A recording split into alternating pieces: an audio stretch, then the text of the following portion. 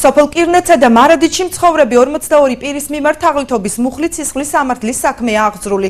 იუსტიციის სამინისტროს გენერალური ინსპექციის ინფორმაციით პირებმა საჯარო რეესტრის თანამშრომლებისა და შპს გეოს ამზომველის დახმარებით მდინარეების კალაპოტი, ჭალა და წყალში მდებარე კუნძულები უკანონოდ მიისაკუთრეს. საქართველოს იურისტთა ასოციაციაში ამბობენ, რომ ადმინისტრაციული წარმოებისას დარღვევები გამოიკვეთა, თუმცა ორგანიზაციაში არ გამორიცხავენ, რომ შესაძლოა მოქალაქეების უკან გარკვეული ჯგუფის ფინანსური ინტერესები იდგეს.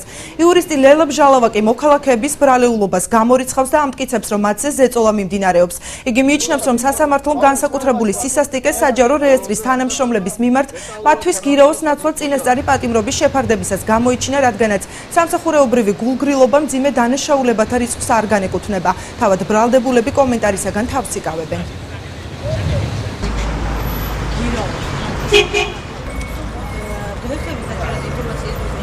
ჩვენ ინფორმაციით ხალხს იბარებენ დაკითხვაზე და მათ აიძულებენ ჩვენ აღიარება მისცენ თუ არა და მათ დააპატიმრებენ. ასევე საჯარო რეესტრის თანამშრომლების დაპატიმრება მოხდა უკანონოდ.